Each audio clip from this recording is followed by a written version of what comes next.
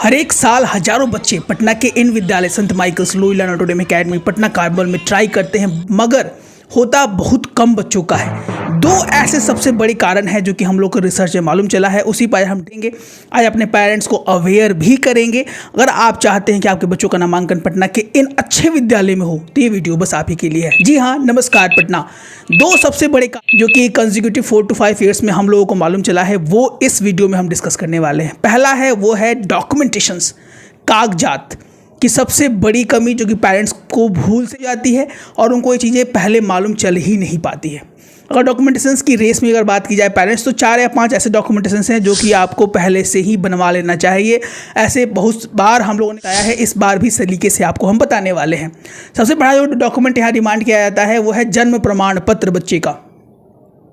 अब जन्म प्रमाण पत्र बहुत तरीके से बनाए जाते हैं, पंचायत लेवल पे, कॉर्पोरेशन, पटना म्यूनसिपल कॉर्पोरेशंस। तो पटना म्यूनसिपल कॉर्पोरेशंस वाले जन्म प्रमाण पत्र ज़्यादा कारगर है अगर आप चाहते हैं कि हमारे बच्चों का नामांकन पटना के अच्छे विद्यालय में हो पाए।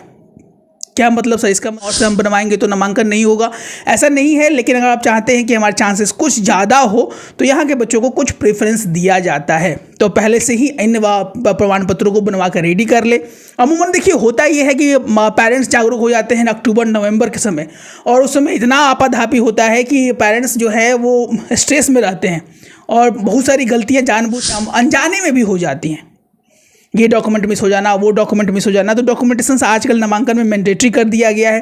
पहले उतना मैंडेटरी नहीं था, नामांकन लेना बहुत इजी था।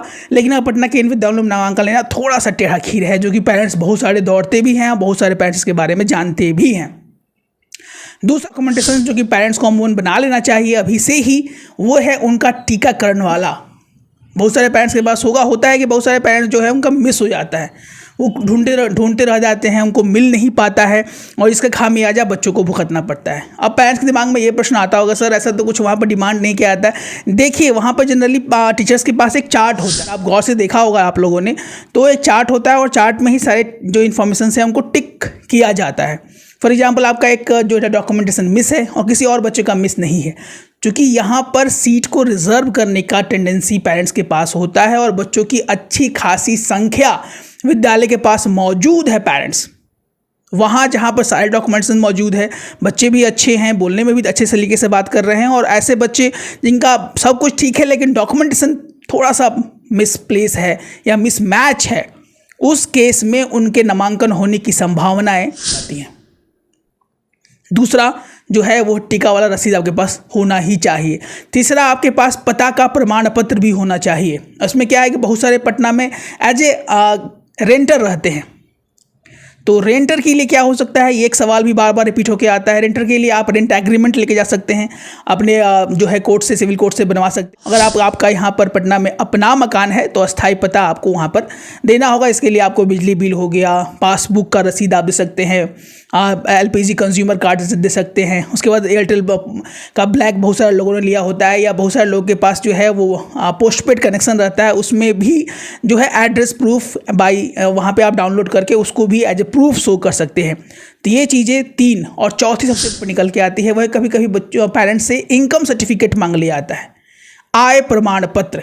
उसके बाद जो है वो है कास्ट सर्टिफिकेट, जाति प्रमाण पर आप OBC से आते हैं, अदर बैकवर्ड कास्ट, या BC से आते हैं, BC1 BC2 OBC से आते हैं। तो इन जातियों से अगर आप आते हैं तो अपना एक जाति प्रमाण पत्र भी आप बनवा के पहले से ही रेडी कर लीजिए, जिससे आपको कोई वहाँ पर नामांकन लेने में उस समय आपाधापी नहीं करना पड़े। बार बार हम अपने वीडियो के माध्यम से निवेदन करते हैं अपने गार्जियंस को, अपने पेरेंट्स को, कि देखिए नामांकन लेना आजकल बहुत ही डिफिकल्ट हो चुका है। अगर आप दौड़ेंगे तो आपको चीज़ें मालूम चल जाएंगी कि कितना स्ट्रेस पेरेंट्स को उठाना पड़ता है कि नामांकन कोई अच्छे विद्यालय में। वहाँ पर बच्चों की भीड़ है, बच्चों की भीड़ वहाँ की क्वालिटीज़ को देखकर है, और अमूमन जो फीस है वो सारे विद्यालय को ऑनलाइन एवरेज अगर देखने का हम प्रयास करें तो लगभग सेम है पेरेंट्स।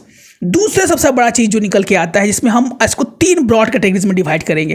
पहला है क्वेश्चंस पूछने का शैली। 3 ब्रॉड कैटेगरीज में अमूमन टीचर्स बच्चों से इंटरेक्ट करते हैं।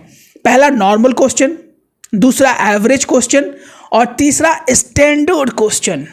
ये 3 ब्रॉड कैटेगरी, इसको चिपक कर देखिएगा, ये सेक्शन बहुत ही इंपॉर्टेंट होने वाला है, और लास्ट में बहुत इंपॉर्टेंट टिप भी हम देने वाले हैं।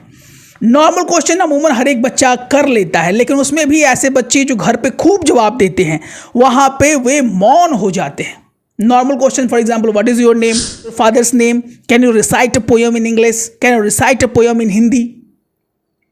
अब यहाँ पर गैप कहाँ होता है सर, ये जो कि हमको एनालिसिस से मालूम चला है। 4 से 5 विगत सालों में हम लोगों ने जो रिसर्च करके अपना एक मॉड्यूल कोर्स का बनाया है, उस पर भी हम लोग पर फोकस करते हैं। देखिए होता यह है कि बच्चे पोयम तो बोलते हैं, लेकिन जो way of speaking the poem वो टोटली डिफरेंट है। Those who got the training और those who read on a proper good mannered school. For example, मछली जल की रानी है, जीवन उसका पानी है, हाथ लगाओगे तो डर जाएगी, बाहर निकालो जाएगी। ये नॉर्मल बच्चे थोड़े से अच्छे कैटेगरी वाले बच्चे बोलते हैं। But if you use your body language that separate you from the normal kids. For example, मछली जल की रानी है, जीवन उसका पानी है, हाथ लगाओगे तो डर जाएगी, बाहर निकालोगे तो मर जाएगी। इस तरीके से अगर आप बॉडी लैंग्वेज को यूज करते हैं, अपने जेस्चर को यूज करते हैं, अपने थॉट्स को, अपने शब्दों की शैली को प्रॉपर तरीके से यूज करेंगे बच्चे, तो उनका सिलेक्शन होने के चांसेस बढ़ जाते हैं। ऐसी बहुत सी मोटी बातें हैं जो कि हम लोगों को रिसर्च से मालूम चलता है, और इन तथ्यों के आधार पर ही बच्चों का सिलेक्शन और रिजेक्शन भी विद्यालय करते हैं। पेरेंट्स को तो लगता है कि सर कैसे, अब मेरा बच्चा सबसे अच्छा था, सबसे अच्छा इंटरव्यू दिया। देखिए अमूमन होता है कि हर एक बच्चे अपने पेरेंट्स के लिए सबसे अच्छे होते हैं, और अमूमन सब बच्चे अच्छे होते हैं। थोड़ा सा जो उनका जो क्योंकि टीचर्स भी वहाँ पे बाध्य हैं। बात इस तरीके से है क्योंकि बच्चों की संख्या अच्छी खासी होती है। अब इसके मामले में बहुत सारा डिबेट भी हो सकता है, बहुत सारे लोगों के कमेंट्स भी आ सकते हैं, जो भी हो। लेकिन जो रियलिटी अगर वर्क करें तो बच्चों को अच्छा सा ट्रेंड करके उनको थोड़ा सा बच्चों की भीड़ से अलग हटाने का प्रयास रहता है, जिससे बच्चों का सिलेक्शन पटना के अच्छे विद्यालयों में हो जाए। ये एवरेज क्वेश्चन वाले बच्चों के लिए, नॉर्मल क्वेश्चन में अटकते हैं बच्चे। नॉर्मल के बाद एवरेज आता है, एवरेज में थोड़े से स्पेलिंग्स पूछे जाते हैं बच्चों से, जो कि बहुत हाईटेक नहीं रहते हैं लेकिन रहते हैं। स्टैंडर्ड डिफाइन करता है, स्टैंडर्ड क्वेश्चन जो कि अमूमन टीचर्स पूछते हैं, 2-3 क्वेश्चन ही लास्ट में पूछे जाते हैं, वही क्वेश्चंस आपके बच्चों का सिलेक्शन और रिजेक्शन कर देता है। अमूमन, what is the dress, what is the colour of your dress, what is the spelling of alligator, what is the spelling of crocodile, what is the spelling of this and that. ऐसे question जिसमें parents जो बच्चे जो है थोड़े से हैं, कोई बच्चे जो है वो बोल्डली बोल देते हैं in the presence of the teachers, in the presence of the so many kids. ये चीज़ें ही उनको आखिरी के 2-3 क्वेश्चन ध्यान दीजिएगा पेरेंट्स, उनसे ही बच्चों का सिलेक्शन और रिजेक्शन हो पाता है। और अमूमन एक चीज़ें और देखी जाती है जो कि लास्ट में हम टिप की बात करते हैं। बहुत सारे गार्जियंस ऐसे हैं जो कि सिंगल इंटरव्यू में चले जाते हैं। इस बात पर गौर दीजिएगा, आप जब भी इंटरेक्शंस होता है पिछले 2 से 3 सालों के, अगर हम ट्रैक रिकॉर्ड को देखें पेरेंट्स, तो वहाँ पे ऑलवेज ये चीज़ बताई जाती है कि both the parents are mandatory to be present in the interaction meet. इसका कहने का मतलब उनका ये रहता है कि वो को पेरेंटिंग देखना चाहते हैं कि पेरेंट्स कहीं सिंगल पेरेंटिंग तो नहीं कर रहे हैं, क्योंकि आजकल का माहौल आप जानते हैं, बहुत सारे parents the way they are living with one another is not so cooperative. तो वहाँ पे बच्चे का जो डेवलपमेंट है उतना उम्दा नहीं हो पाता है। तो स्कूल और अच्छे विद्यालय की ऐसा होती है कि वह बच्चे के दोनों पेरेंट्स यानी पापा और मामा दोनों के साथ बच्चों को देख पाएँ, उनको एब्जॉर्ब कर पाएँ, और किस तरह का बिहेवियर है उसको कहीं ना कहीं थोड़ा सा डिफाइन कर पाएँ, क्योंकि उनकी मंशा होती है कि को पेरेंटिंग अच्छे से होगी तभी बच्चों का डेवलपमेंट होगा। होता है आजकल सिंगल पेरेंटिंग भी बढ़ चुकी है। पटना की भी हम बात करें तो बहुत सारे ऐसे सिंगल पेरेंट है, बहुत सारे कारण है सिंगल पेरेंटिंग के, लेकिन ये चीज़ें बच्चों के मानसिक डेवलपमेंट के, बच्चों के बोलने चालने की शैली को बहुत हद तक डिटोरिएट कर देता है। सिंगल पेरेंटिंग जो है बच्चों के सर्वांगीण विकास के लिए, इसको हम इंग्लिश में ओवरऑल डेवलपमेंट बोलते हैं, एक बहुत बड़ा नुकसान दे रहा है। तो कहीं ना कहीं विद्यालय की ये भी मंशा होती है और इस पर जरूर ध्यान देना है पेरेंट्स। और आप चाहते हैं कि अब आपके बच्चों को पटना के सबसे अच्छे विद्यालय में हो, we are going to have our proper online classes. If you want a good home tutor in Patna region only, then you can call our number that is blinking here 9472163206. इसमें बिहार के बहुत सारे बच्चे, we have tried to provide the best home tutor at your doorstep. तो अगर अभी तक आपने सब्सक्राइब नहीं किया है, प्लीज़ सब्सक्राइब कर ले। ऐसे ही प्रीमियम कंटेंट हमारे बैक टू बैक आते ही रहते हैं, चैप्टर वाइज हमारे आ रहे हैं।